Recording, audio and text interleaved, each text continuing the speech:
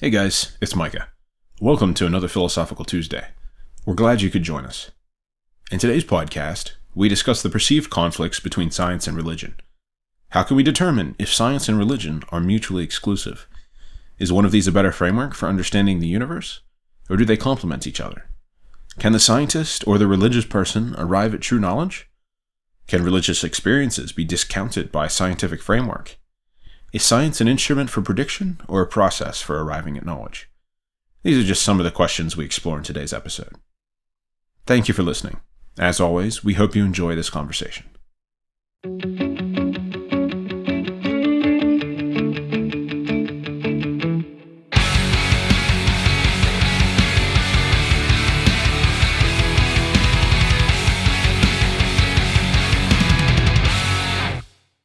Welcome to another Philosophical Tuesday, where we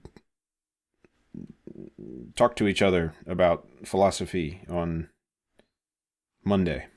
I am here today with my usual two very best friends, who are both named Josh. And I am not going to introduce one of them specifically this week. Their names are Josh Smith and Josh Charlton. And hi guys, how are you doing? They don't know what to do because normally we go in order. No, I resent you. I resent you for lumping me in with Josh. Well, I have always resented you, Micah. Micah, that was. I think this was your first ever unacceptable introduction. I know. You couldn't even be acceptable today, Micah. Really, what a bar is that? I'm sorry.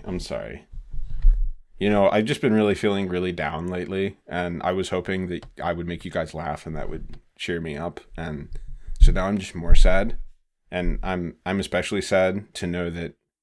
What did you say? Did you say you've always resented me, Charlton? Is that what you said? I didn't mean it, Micah. I've always loved you. Oh. I'm sorry. Well, I don't know. Smith hasn't always resented me, but I don't know if he's always loved me either. I think I'd prefer a neutrality over love and resentment. Yeah, I don't care. Wow. That's just ambivalence. I just want you to know, Micah, that even though I said I resented you always, it's not true. And I want you to know, Micah, that I will always tell you the truth, even if it hurts your feelings. I'll do that too, but I'll do it. No, you just didn't. You lied to him and said you resented him. No, he said he loved me. That was the lie. True. No, I guess I will lie to you, Micah. But only to hurt you. It's okay. I will forgive you for that. Oh. It's okay. We're not talking about forgiveness again today. Anyway, nice I'm here with Easter egg there. Yeah. Oh man. I'm here with Josh Smith. Josh, you can I'm handing the baton to you. You can talk now.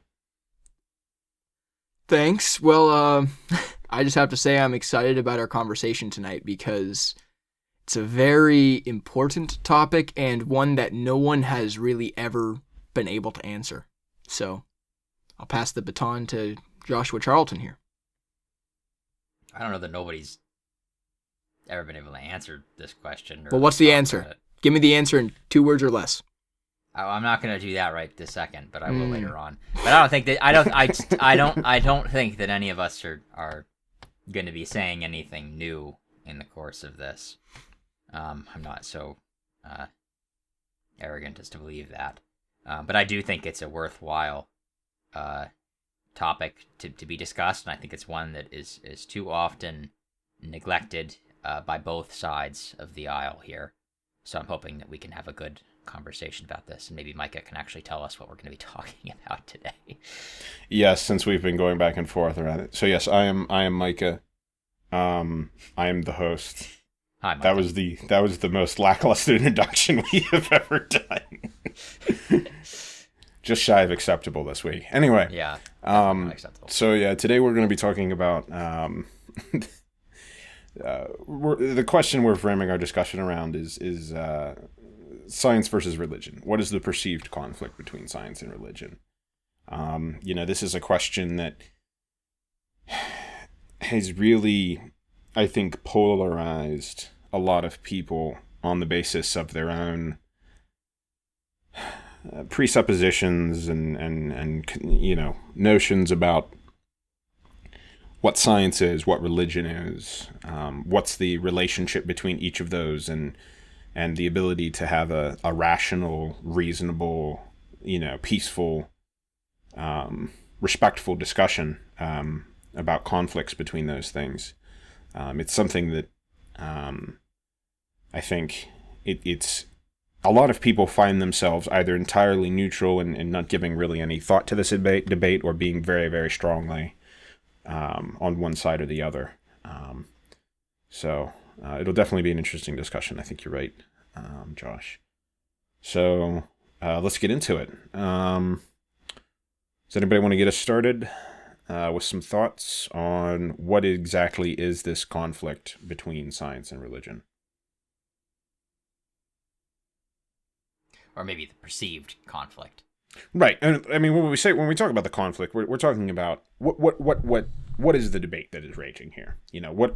When you go out on, the scary world that is, Twitter and Facebook, what are people screaming at each other about? What do they think where do they think the problem is? Well, I have something I think might point us in the right direction. So there's kind of two different views of what science primarily is intended to do. The first is scientific realism, something along those lines, which primarily views science as it's a way to approximate truth. And there's another way of looking at science in which science is primarily a tool to predict and uncover, mostly predict, but understand the way the world functions without in any way claiming to hold truth. And I think the second one tends to be more along the lines of the scientific method, in which you work to find things out, but are not claiming it to, not claiming it to be true. That's a distinction I see in my mind, at least. So you see that distinction as being made, as being on two opposing sides of this question. So what you're saying? Yeah. So you could take the definition of science and say value is found in science because it apprehends truth, or you could say that value is found in science because it helps us predict things about the world. So I think that's more or less correct. I think that a lot of the perceived conflict does come from conflating those two things. So it comes from conflating kind of science, the process, the scientific method, with science, the kind of what people consider to be this kind of empirical body of truth that we have discovered that is untouchable, and it's not just the scientific method, it's the science. We hear that thrown around a lot today. Mm-hmm. It's the science.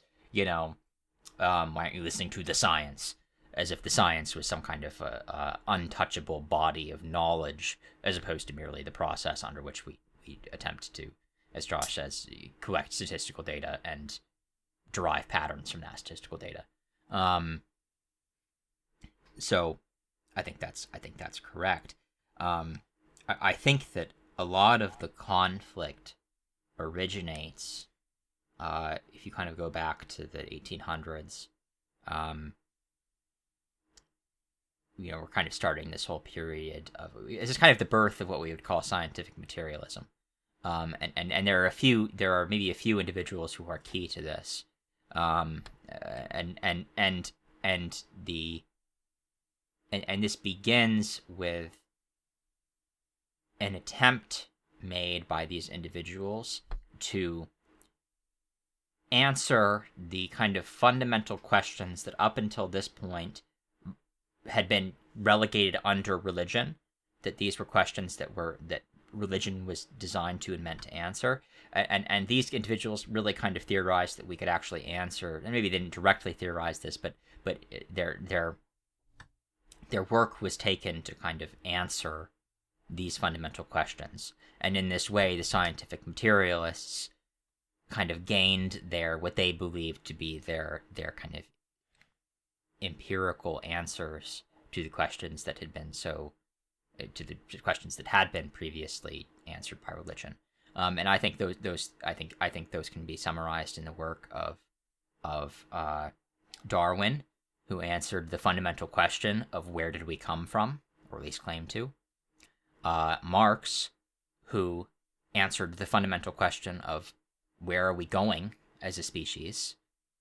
And not Darwin, I already said that, and Freud, who spoke to the inner dialogue and the kind of psychological realities that existed within us, and he kind of posed his own theories as to how those things worked and how we ought to interact with them. And so kind of with the work of these three individuals, we have now the basis for a quote-unquote scientific answer to the fundamental questions that up until this point had only ever been attempted to be answered by religious institutions. Now, of course, what's kind of ironic about this is that the work of pretty much all three of these individuals has been completely debunked over the last several centuries. I mean, nobody really references. I mean, Marx is just, if you think that Marx was somehow correct in his understanding of humanity, you haven't paid any attention. Well, just try reading his Communist Manifesto, and it's riddled with grammatical errors. Yes, and Freud and factual historical errors. Freud contributed to the modern psychology in the sense that he gave us the understanding of maybe the unconscious. But other than that, pretty much everything else that he's worked on has been discarded. Darwin, yes, he gave us the kind of theory of evolution, but that theory has been so far refined at this point and removed from anything that he originally posited. Again, this is the guy who basically said that white people were superior to black people because we evolved to be like, this was not, most of his stuff has been, these are not exactly models of empirical science that we're talking about, and yet they kind of brought about they were kind of the originators of the scientific materialist worldview that claims to answer the fundamental questions that kind of religion had previously answered. And people still today kind of run with this idea that those fundamental questions of where did we come from, where are we going, and how do we live our lives, where does more things like morality come from, people really still believe, because of the work of these individuals, that we could actually answer those questions through pure raw science, as if science, which is as a method designed to remove value from the equation entirely, that's what the method is designed to do, as if a method that is designed to remove value from the equation could somehow give us value in which to answer those questions. And people really do still believe that, and I think maybe that's where the fundamental, or at least the kind of perception of conflict comes along. So you would postulate that it was the scientific materialists who originated this issue. That it was them. They were the ones who, sort of, coming out of the, decided that they wanted to try and see if they could find a way to explain the fundamental questions without necessarily needing to adhere to a religious structure. There's others who would respond to that with the idea that when, and this is a pretty common conception, is that whenever these scientific discoveries started to develop and people started to postulate these new ideas, whether it be Darwin's theory of evolution or Freud's theory of the human psyche or Marx's theory of societies, that as we advanced and as we grew in our knowledge of the world and the sciences, we decided that the religious ideas were no longer of any value to us. We decided that, well, this here contradicts what was previously this blindly held religious notion, and therefore religion can't answer our questions because religion is fundamentally wrong. Yeah, and I think that goes back to that same fundamental conflation that Josh just laid out. And I think the scientific materialists came to believe, based on their a correct interpretation, or correct, they observed that science was allowing them to make all of these incredible advances. The scientific method was allowing them to do that. Well, hey, if science can help, if the scientific method can help us to advance our species in all of these ways, why can't it be used to replace religion as well? Why can't it be used to answer this fundamental value questions? Which is again, it's kind of it's ultimately, I think, pretty self-contradictory, because the scientific method, by nature of its structure, seeks to eliminate value judgment. So to attempt to derive value judgment from the scientific method to explain away things like morality, I think is very difficult. But people have attempted to do that, certainly. I also think that there is, and this kind of lies in part of that, there's this belief that the scientific method allows us to gain knowledge, that it is a method for gaining knowledge as a race, as a human race. And that, I think, is a rather dangerous one, and because that fundamentally, it fundamentally conflates knowledge and belief. They don't actually understand what the scientific method is saying, and so they believe that that's a method for kind of gaining knowledge or truth, as Josh said. When in actuality, science definitionally can't do that, and there's, I think, there's pretty simple reasoning as to why it can't, which I'm happy to launch into here if you want me to. But I think that is a... But because of that belief, there's then this idea that we could somehow use the scientific method to gain empirical knowledge. The truest form of knowledge is kind of empirical knowledge, derived only through the scientific method, without value judgments, without any of that, and that knowledge is the highest form of knowledge, and the only form of knowledge that actually matters or actually counts or is actually of any value to us, and we need to disregard any other form of knowledge or of belief, because they think that what they're talking about is knowledge, not actually belief, which I think that it is. And should I make that case? Well, in a second. So I think this connects to the idea of a cause. So if in the ancient world I saw that my crop yield was particularly low this year, I might attribute that to the anger of the gods, because that was the best way my community could explain something like that happening. But with the advancement in technology provided to us by a use of the scientific method, let's say, we can now understand that weather fluctuations and climate change are some of the reasons for low crop yields. And so it's not just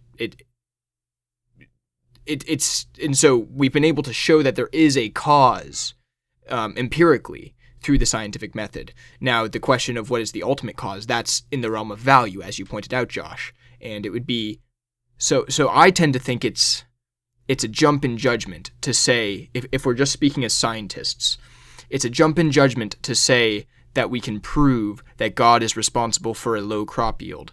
But it would be just as much of a leap in judgment to scientifically state that we can know that God is not the reason for low crop yields. Well, we still have no understanding as to what the actual fundamental sources are. So we look at something and we say that, okay, well, this has a kind of primary cause that we can witness, that we can attribute, that we can say, okay, whenever this event takes place, something happened prior to that, and we kind of attribute this to that, but often we don't actually know. I always think like something like gravity. We talk about why did things fall to the ground? Well, because of gravity. Well, what is gravity? Well, it means that things with mass attract each other. What does that mean? Well, it means they fall towards each other. Well, why do they fall towards each other? Well, because of gravity. Yeah, it explains a phenomenon. It doesn't explain. Yeah. It's a description of the phenomenon. Yeah, and maybe that's what you were trying to get at earlier. Yeah, you have no. It's like you have no idea why that actually. And that's not quite what I was getting at earlier, but I think that's kind of goes to what Josh was talking about. This idea that because you can identify what you perceive to be the primary cause, you call it a cause, but it's not really a cause. Yeah, you can. It's just there's actually just a correlation there, not necessarily causation. Exactly. It's a description. And you have no way. Yeah, it's a description. You're describing an event that's taking place, but you have no way of you have no knowledge as to. We know nothing about the underlying. There's a completely different line of reasoning to show that one thing empirically is connected to another thing, and on the other hand, to demonstrate a metaphysical claim that God or some other being is responsible for this. It's kind of what you were pointing out, Josh. It's two completely separate realms of the human experience. Right. And I do want to, I think that this needs to be, I do want to follow through this chain of thought as to why it is that science isn't, why it is that you cannot use the scientific method to claim truth over something. And this will kind of play into all that we've been talking about, but I think it's really important to explain this, because this is, I think, a central point to this argument. So if we talk about the scientific method, what is the scientific method? And while the scientific method is essentially a method by which we gather statistical data and we attempt to derive meaningful patterns out of that statistical data. So we're gonna form a hypothesis, we're gonna run the experiment, try to eliminate other factors, and then we're gonna collect statistics. If we want to prove the theory of gravity, we're gonna grab a ball, we're gonna drop it 1,000 times, and we're gonna measure the rate of acceleration, and we're gonna find out that there's a constant rate of acceleration between each of the times that it drops. We kind of gather statistical data and we extrapolate from that a general principle. So so in that sense, all science, if it's true science, is statistics. And they really aren't separate. They really aren't actually separate fields. Although maybe you might say that science is controlled gathering of statistics. But ultimately it relies on statistical analysis and statistical gathering. Then you would ask the question of, well, what is statistics? And statistics is nothing more than a recording of human experience. So we record experiences that we've witnessed time and time again. And I mean, that's all statistics is experience. Now the underlying assumption of science is that we can use our previous experiences as a method or as a tool to predict future events. So if I drop the ball 10 times, I would reasonably assume that if I drop it the 11th, it will also fall to the ground just as it did the last 10 times, because that's what my previous experiences have dictated to me, have told me. You might then ask the question, okay, fair enough. How is it that you know that your previous experiences are a valid measure to predict future events? So how is it that I know that I can actually predict future events based on the previous experiences that I've had? And the answer to that is my previous experiences have told me, because I have used my previous experiences in the past to predict future events, and that has proven to be a legitimate thing, that has worked for me in the past. I am using my previous experiences of that happening to enforce my belief that, therefore, I can use my previous experiences to predict events again in the future, and that will also work.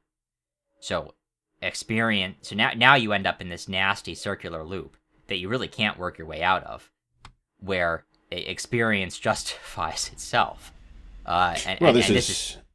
This is why we have scientific ideas that are being changed and improved upon all the time, is because one piece of evidence that your previous experience does not necessarily correlate with, oftentimes what will happen is there's a prediction, a hypothesis, and experiment done, and the experiment will in some way or another prove the hypothesis, and so the hypothesis will be stated as a valid way of moving forward in the work. And then what will happen is, after a little while, somebody will go back and check to make sure that since the experiments took place, has the hypothesis been a continual predictor of what's happening? And frequently, that's not the case. So it's even frequent. more. Go ahead.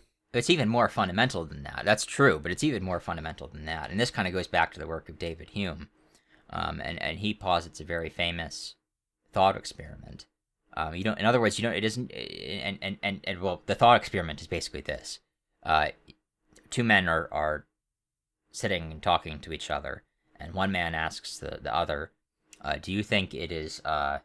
Do you think that can you claim knowledge over the fact? Can you claim to know for a fact that tomorrow morning the sun will rise in the sky as opposed to a giant sack of turnips?"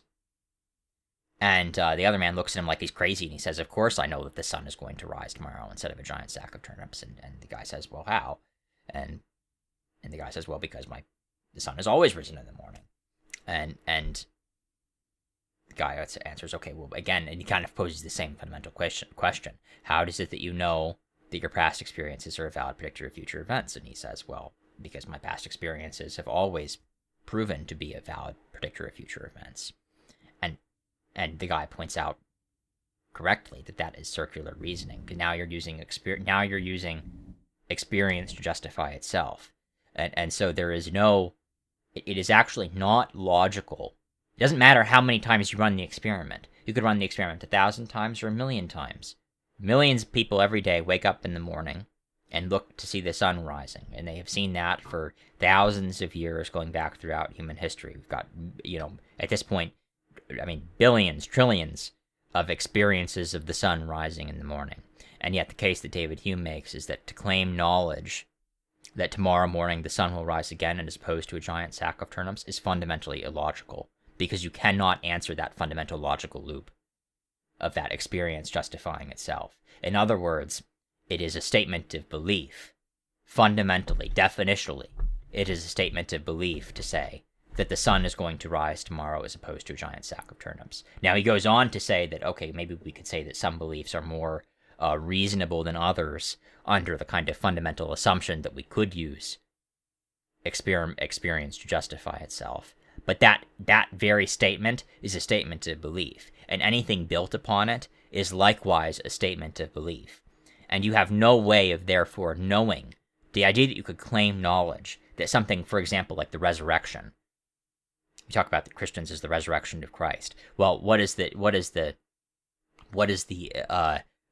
excuse of the atheist, or the condemnation of the atheist? Well, people can't resurrect. We've never seen that before. Leaving aside the fact that there were actually hundreds of witnesses of this happening. But what he really means by that is he himself has never experienced it before. And he uses this fundamental logical loop of my own experience has dictated to me that my own experience is a valid measure of not just in this case future events, but also past events. And you end up in the same fundamental logical loop in which this is somehow used to claim knowledge. I know for a fact that Jesus could not have resurrected because I personally have never experienced a human resurrection. But isn't it then the most sensible thing, if that is the way we're approaching the world now? Not even to sit down and lay out this and say we got to do away with religion, science is better, but actually, if you really believed in science that much, and you truly believed that your past experiences should be the best and only predictor of future events, it would be logical at that point to sit down and say, if you held that as a belief, it would be logical to sit down and say, well, if science would not predict something happened, then we're not going to take that on any valid statement unless science predicts something happens. You would say that, except that the fundamental presupposition is just as fundamentally baseless as any other. And so I guess my point is that yes, if you decided to take that as your assumption, you operated under that framework, which is, and I guess that's my exact point. The people have taken that fundamental presupposition and they have held it to be empirical fact instead of the belief that it is. And therefore, everything that they base off of it is also empirical fact. And so when they hold it next to the kind of claims of Christianity, which they can't prove by that metric, because they believe that their fundamental presupposition is empirical fact and not merely a statement of belief, they therefore make the claim that the kind of observational, the kind of scientific research gathering that Micah you're talking about there, that is somehow more, that they can somehow claim to have a greater, higher knowledge of that is more empirical, more true than a kind of fundamental religious claim, because they genuinely believe that they believe that they have knowledge that fundamental presupposition is true. And they do not actually have that knowledge. And so this is where, this is why, like, you ask whether, we kind of talk about whether or not science or religion conflict. I say, actually, they don't. The issue is the fundamental conflation that I think Josh mentioned at the beginning. This is this fundamental conflation. It is the scientific materialists who believe that science can be used to gather knowledge, who then use that as a tool against any other form of what they consider to be then merely belief, because they don't actually understand that their own entire worldview is constructed equally upon unverifiable assumptions, statements of belief that they have made, that they are basing their entire worldview off of. And they're then using those because they don't understand that their worldview is actually based on belief. I hate They're to then using that. I hate to introduce this this dichotomy, but would it then be more accurate to say that it is faith and reason that have the perceived conflict rather than science and religion? No, because I don't know that. Maybe I'm not quite defining reason the way that you would. I see what you're saying, Josh Smith, because the point that Josh has made is that even the realm of science is based on faith or belief. But that's the thing and your point, Charlton, is that those on the side of science, the science, will say, what we might call scientific materialism, the religion of science. Those on that side believe that it's correct because they believe it is on the side of reason as opposed to being on the side of faith. It is a presupposition that they hold. Not only that what they have, not only they believe two things. They believe that their method is not merely is not. They do not recognize the fact that their method is based on a form of belief. I didn't say reason, and I want to be careful here because I didn't say reason here. I said knowledge. Okay, well, and I do want to make that differentiation. They believe that their side is based on empirical knowledge. Yeah, let's discard the usage of the term reason and use knowledge instead. That's what I'm getting at. Well, then in that case, there's a value judgment, an additional value judgment being applied, which is that empirical knowledge is superior to belief. Well, yes, that's also true. And that's what I was starting to get at with the whole. Yeah. And if we were using the term reason, we would say and faith. We would say reason is superior to faith. I would like to talk about that at some point, but that's kind of a separate conversation because I'm not actually talking about reason here, and I don't think that reason and faith are contradictory. And I actually think that I just more or less used the forces of reason to prove the kind of illogical nature of the statement that science is a method of collection of truth. So right. I don't quite see where that comes into play, but I do. That might be another actually interesting podcast episode, but I don't know that that's quite what we're talking about here. Tossing out the faith versus reason debate. Yeah. Yeah. Well. My point was that perhaps reason might be the way in which to handle the debate, since we've kind of proven, or at least you've demonstrated, Josh, that even something as simple as the sun rising and knowing that to be the case is based on faith. As that's what Hume's argument was. It's based on faith ultimately. Yeah. And so what's the solution then? How do we come to an answer as to what is fundamentally true? And what I meant by saying reason versus faith was that those two they kind of work together in this in the sense that it's like a thesis and antithesis. No, yeah, and I don't think that reason is in any way contradictory to faith. In the same way that I don't believe that actual science is in the actual scientific method is in any way contradictory to fate. But I'm kind of coming after the more scientific materialists, which is a separate thing. Which is where because we're talking about the conflict, and that's where the conflict comes. It's not from the scientific method; it's from the scientific materialists. It's from that actual worldview. That's where the actual conflict lies. Anyway, so Micah, could you just go back? Could you repeat what you were talking about? What was it? You said something that caught my attention in that.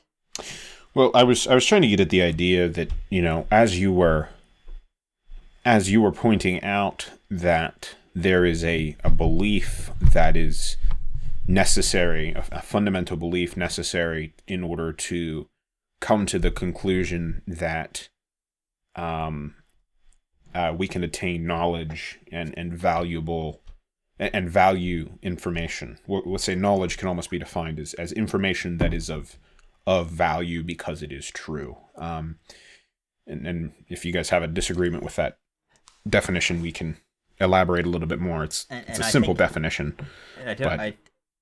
And I do.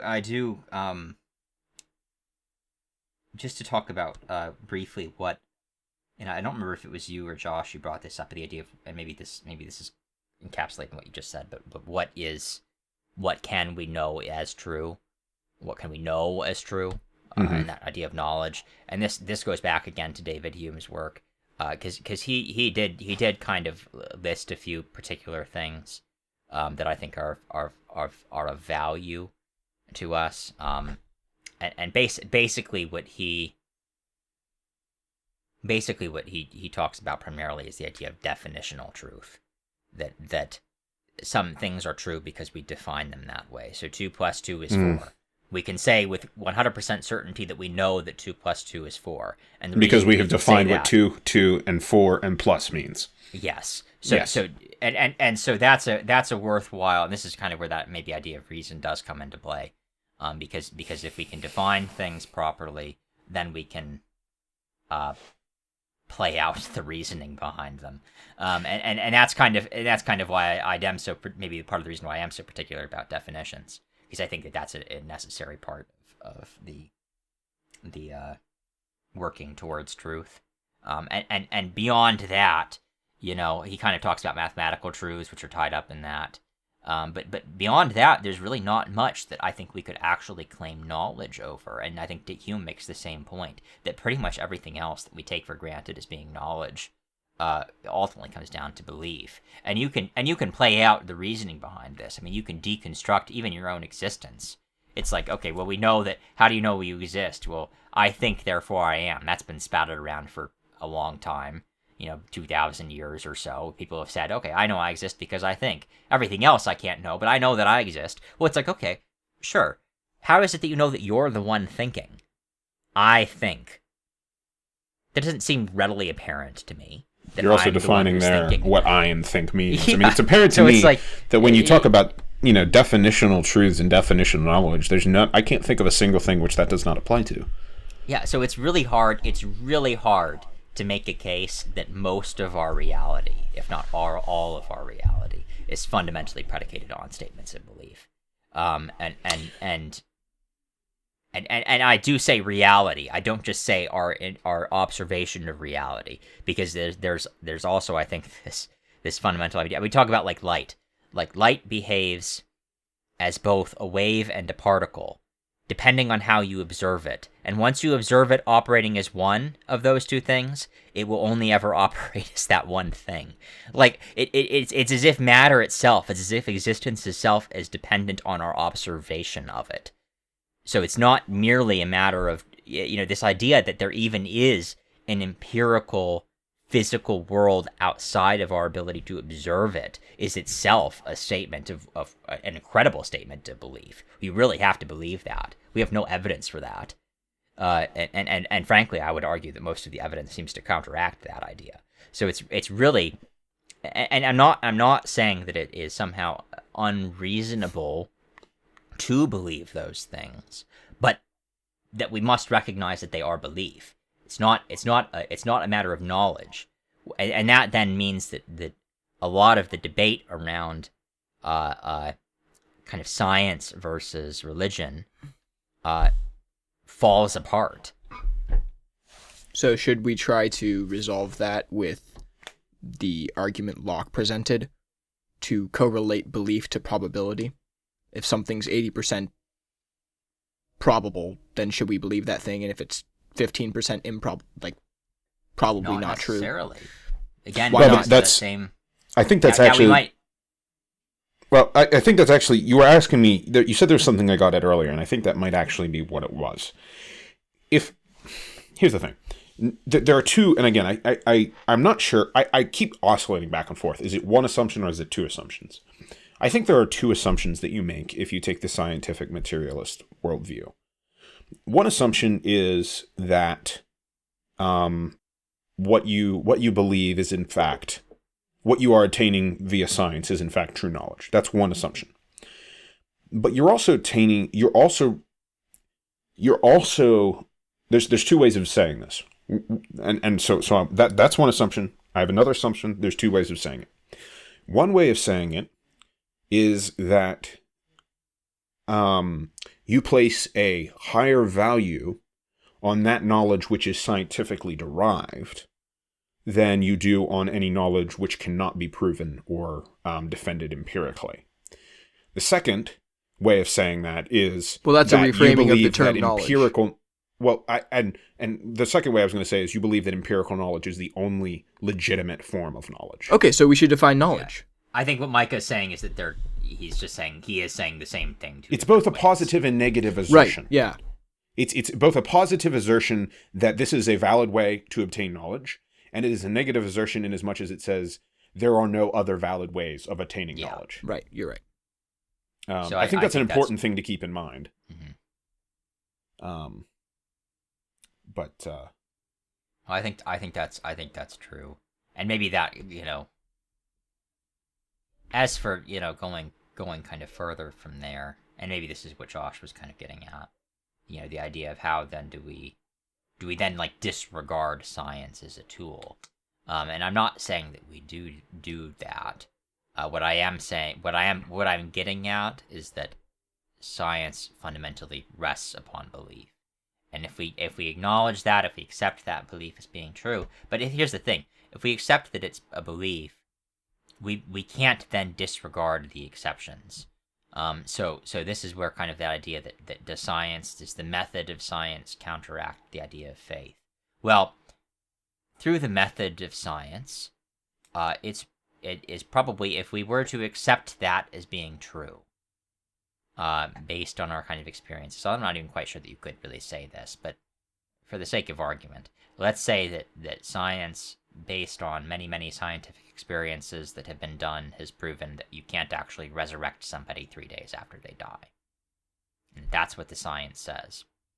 Now, I have a little bit of an issue with this because, again, the idea is that science is statistics and statistics is experience, and so the idea that people have actually experienced the idea of the resurrection, many, many hundreds of people, to me kind of counteracts this idea. But let's say you disregarded that, and you just said, even if we had no even record of a human being having been resurrected 3 days after their death, even if that wasn't actually in the historical record, and we said, we made the claim that people had never experienced that in the past, and we decided to make the claims that all of our scientific experiments, all of our kind of experience as a human species has dictated to us that human beings can't in fact resurrect, and then we took it a step farther. That may be a legitimate claim, but then to take it a step farther and say, and therefore that means that we know that a human being could never resurrect.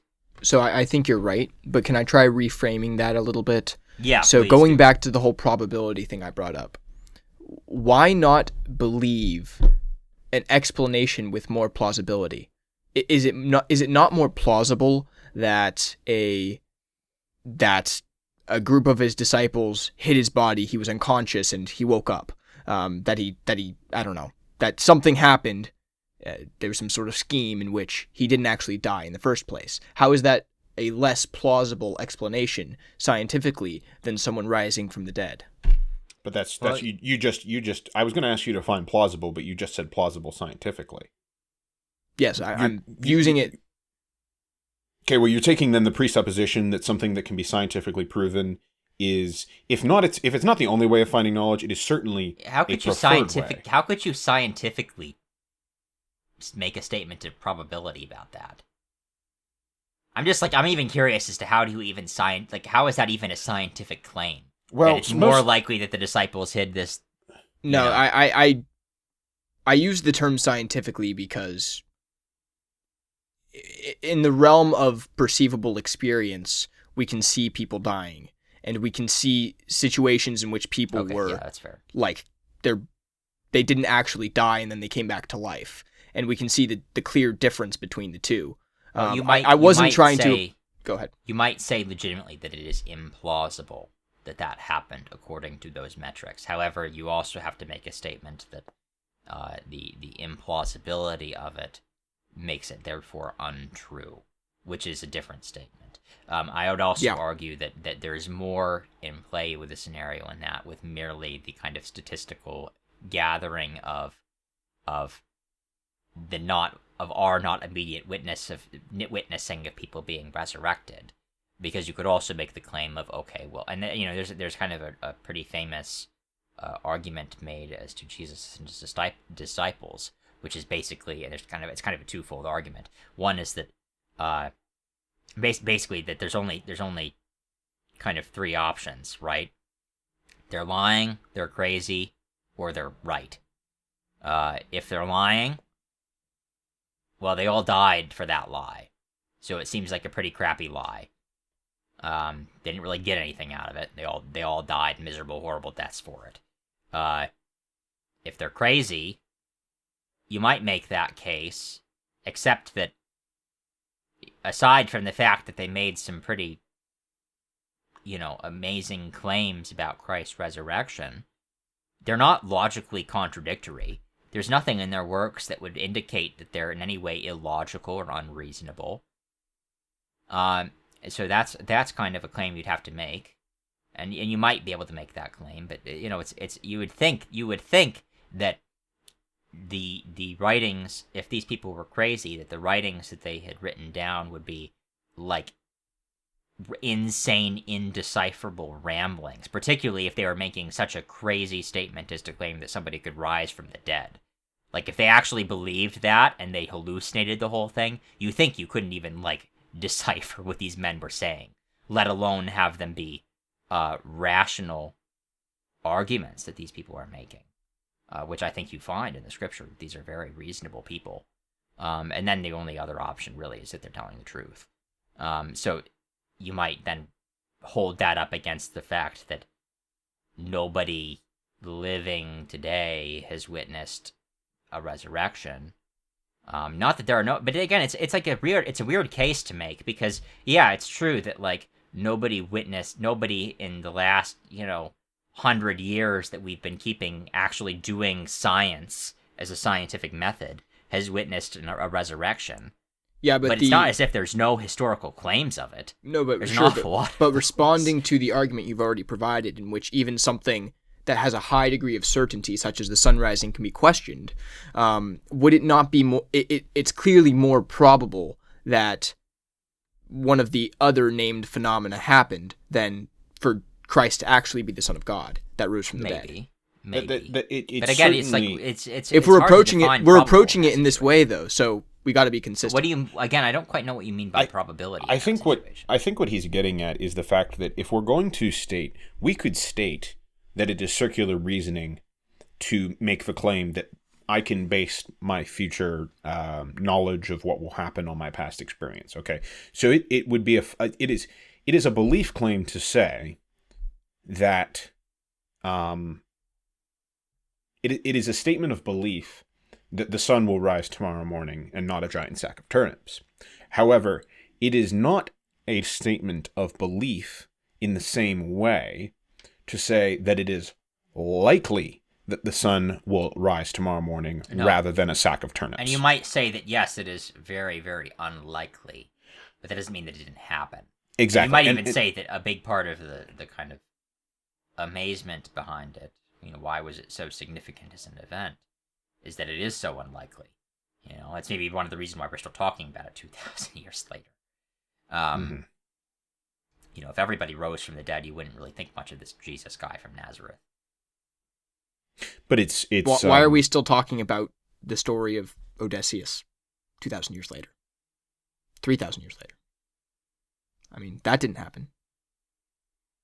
Well, maybe not.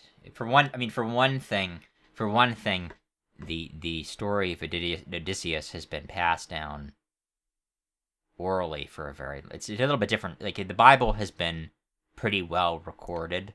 It does not make a claim to be historically situated.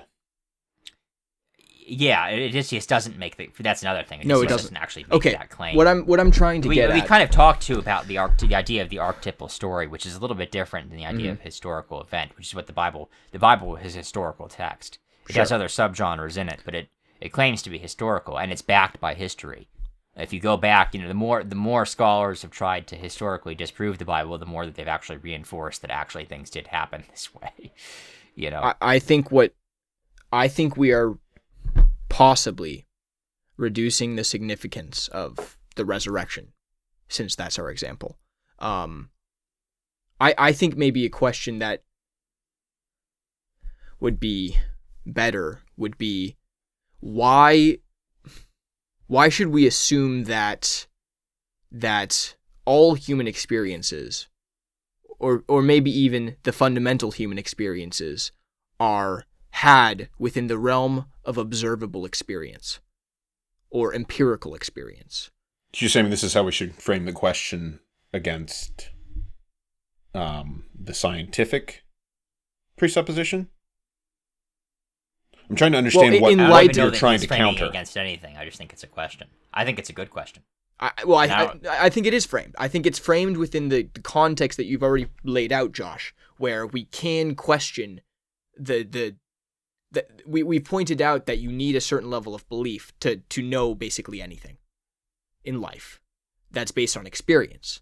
And yet we seem to culturally uphold those experiences which we have deemed scientific, the ones which can be repeatedly observed and studied and measured and controlled. And we pit that against the experiences of millions and millions of religious people who go through religious experiences which they cannot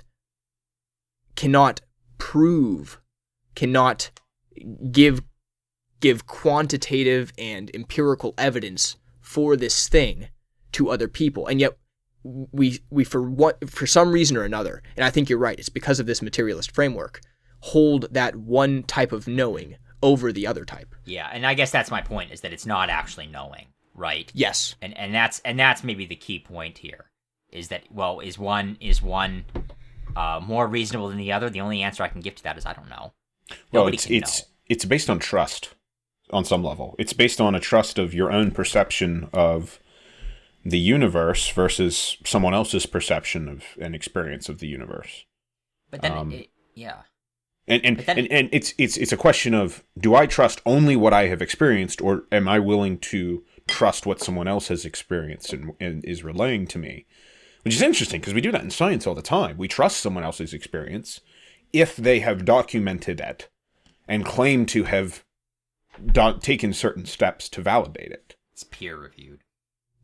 But it's interesting because we only typically...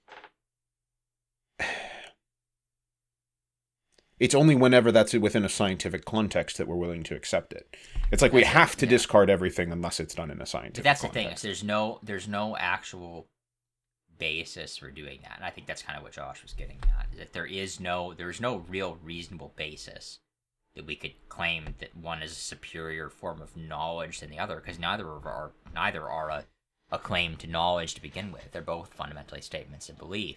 And then that reframes the whole idea. That reframes your whole worldview, because then you have to stop thinking about things in terms of what can I scientifically know, because you can't scientifically know anything. You can't know anything. Everything is belief. So then it becomes a matter of reframing your worldview in such a way that you're actually thinking in terms of belief. What do I believe? What is worth believing? What is even true to believe? And that's a different thing. Truth is different than knowledge, I might even claim. Right. And it's kind of a... I would even make another distinction too between different types of disbelief. For instance, if I look at a math problem, 2 + 2, and I say it's 5, it's a logical truism that it is 4, and so you obviously disbelieve my claim that it's 5. And we can actually know that to be false. Because, and we can again, know that to 2 be + false. 2 is 4 is a definitional truth. Right. And then there are other claims that are highly improbable. So if I say that I think a giant turnip is going to rise in the sky, you have a right, you have a reason, let's say, to disbelieve that, because you do not have a framework in which you can conceptualize a turnip rising in the sky rather than a sun, because all of your experience has told you otherwise. And we've already been through that argument. But I think also, when it comes to the realm of religious experience, let's say, I have had an encounter with God. My life has been radically changed. My entire worldview has shifted. Do I have the right to disbelieve that, even though to me it does not seem very probable? But the thing is, at this point, it's something that you cannot disprove, right? You cannot, where is the evidence that I have not had a religious encounter with God? I'm the one that has had that experience. And so where's the evidence that it's not true? Well, the only evidence that anybody can really come up with is that I haven't had that experience. Exactly. It's not true. It's kind of, it always has to go back to these giant metaphysical claims about the structure of the universe. It's your experience against my experience. Right. And that's really what it comes down to. And that's what the scientific materialists refuse to recognize, is that they are basing their worldview just as much off of their own belief as the Christians are. And if they have not had these types of experiences, then maybe they're right to not believe, because they haven't seen the evidence. But if we're looking at evidence as something that is not necessarily material, not necessarily something that can be tangibly held and touched and given to another person, then perhaps evidence is something that, perhaps spiritual renewal could be a type of evidence. It's interesting because this almost starts to push the question in terms of how the broader society views these things. Because it would be one thing if the majority of people had religious experiences and connected to God, and only a few people didn't. In such a scenario, the few people who didn't would wonder why they were an anomaly. And it's not necessarily the conclusion to draw from that the people around you must know what's going on and you do not. But it is certainly, there would be a lot of pressure to do that, because it's sort of this, I think you and I watched the movie A Beautiful Mind, Josh Smith, a little while ago. And in that movie, the main character is caught up in, he's schizophrenic. He has these illusions of people and of things happening to him. And that world is very real to him, but it takes the majority of his surrounding community stepping in and telling him, hey, this is not right, this is not how it is.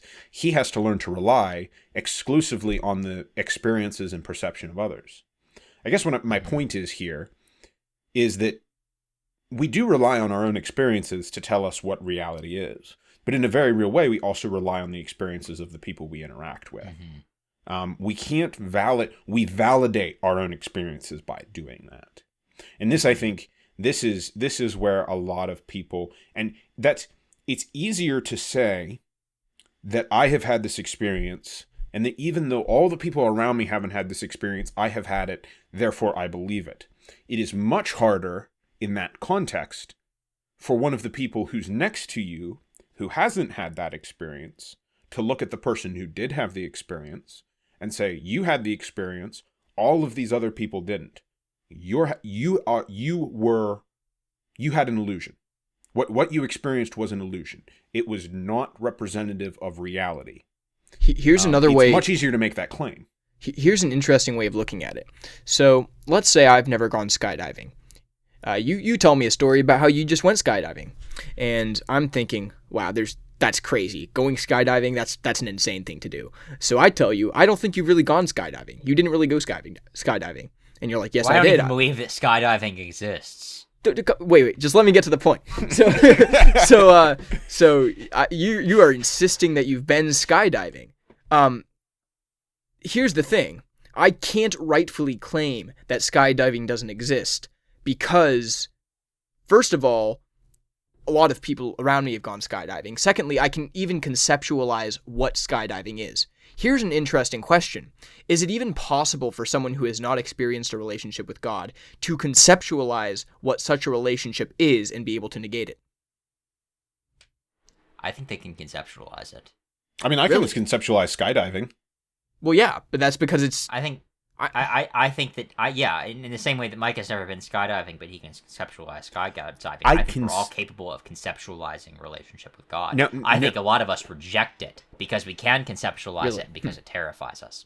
But here's the thing. I can conceptualize it because somebody else told me what it is. Well, you've seen someone skydiving before, or you can point to specific characteristics of skydiving that when someone's told you about it. Correct.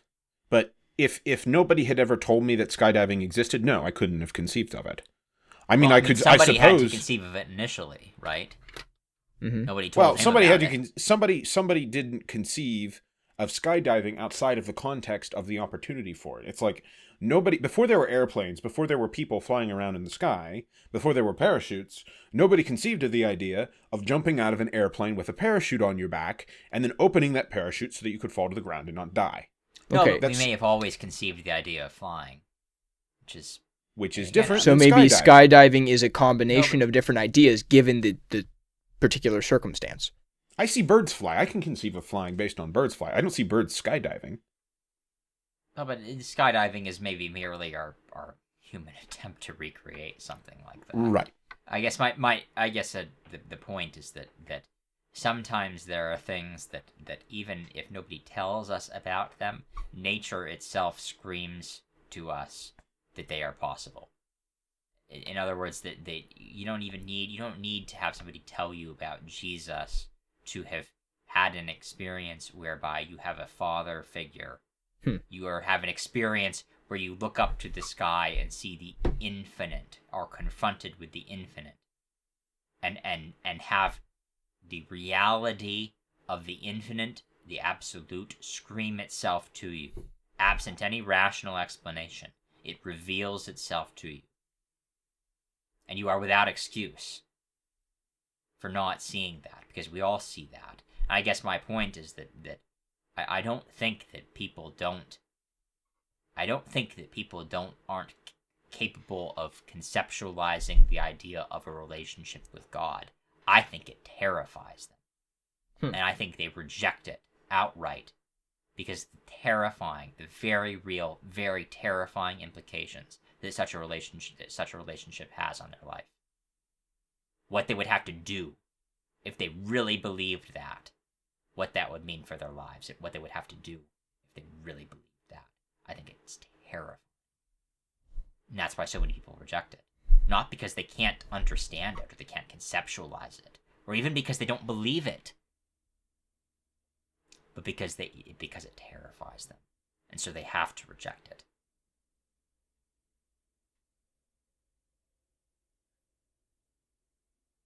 I guess we might ask the question, what types of answers to fundamental questions are not provided by scientific materialism?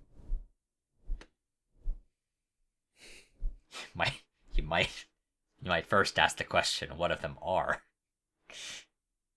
I mean, you could attempt to. I mean, okay, let's say that for the purposes of this conversation, you held it as a presupposition, and you were aware of this presupposition. You held it and are aware of the fact that it is a presupposition that you can predict, you can understand the world and know the world based on material experiences. What is the value of, what is that knowledge? How can you use that knowledge equipped with this? Okay, I can do empirical experiments on the world, and I believe that that's going to tell me things about the world. How does that knowledge? Where you then run into the issue is that the very method itself for deriving truth is itself devoid of value. So, yes, you can use it with great effect, and if you believed that, you could use it to great effect. But if you actually understand what the purpose of the tool is, even if you recognize the fundamental presupposition that allows that tool to work, the tool itself precludes value judgment. It is designed to exclude value judgment. So the idea that you can somehow then rationalize your way scientifically to something like morality is just silly. You can't do that.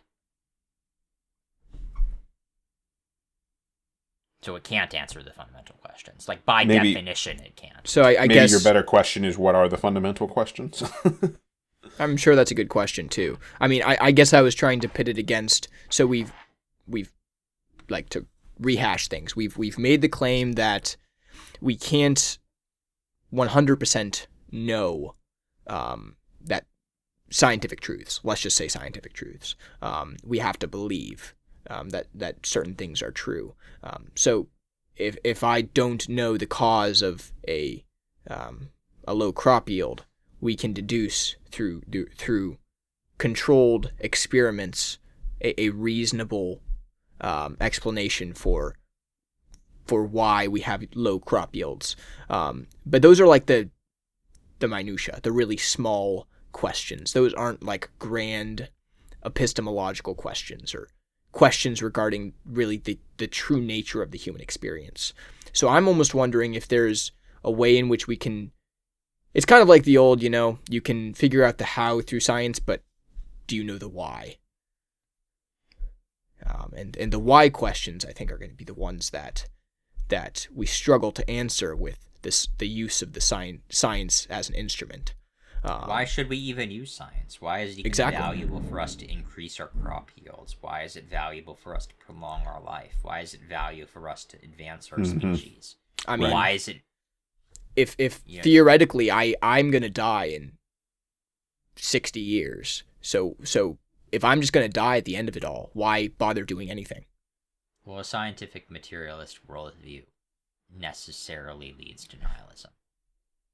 There's no way that you can justify through a scientific materialist worldview anything other than nihilism. The only answer to the fundamental questions of why are we here, where are we going, what are we supposed to do, is nothing. There is no why are we here, there is no where are we going, there is no what do we do while we're here. There's nothing. You can't even make, and that's why I say I don't believe in nihilists, because you can't even, you might say, okay, well, confronted with all those things, I'll just do whatever I want, but you can't even say why it is I should do that. Like, you can't even act in that worldview, which is why I say I don't believe in nihilists, because you literally can't even act. There's just nothing. You couldn't even commit suicide, because that's a value judgment. Well, and I think a lot of the big science names, let's even go with the atheists, say like Richard Dawkins, Sam Harris, they tend to point to a lot of ways in which, let's say, moral abuses have happened throughout religions over the years, and point to this like idealized religion-free society of the future in which we still have strong moral values, but we don't have religion. I think the one major thing they don't take into account is they are making they're posing these questions within a framework of this Judeo-Christian system of science that we've produced, and they're ignoring the fact that they're looking backwards at this, right? So it's one thing to make a claim that that we don't get our morals from religion. It's another thing to say that if we took religion away, that we wouldn't lose those morals along with it. Well, they have no justification for those morals, other than maybe that's the way that they feel things should be, or that's the way that most people feel things should be. There's no justification for those morals at all, absent the existence of God. And you know, their only kind of evidence is that, well, people who don't believe those things are capable of enacting those morals, but that kind of assumes the idea that, well, Well, first of all, they got those morals from a fundamental Judeo-Christian worldview that has infiltrated the culture and has been a founding part of the culture. And if you removed that, well, we've run the experiment. We had the whole 20th century was an experiment of Marxism.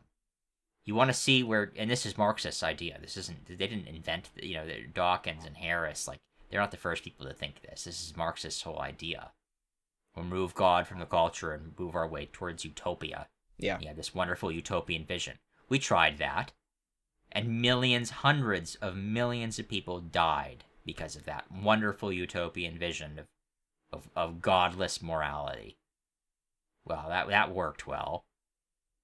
We want to keep running that experiment, scientists?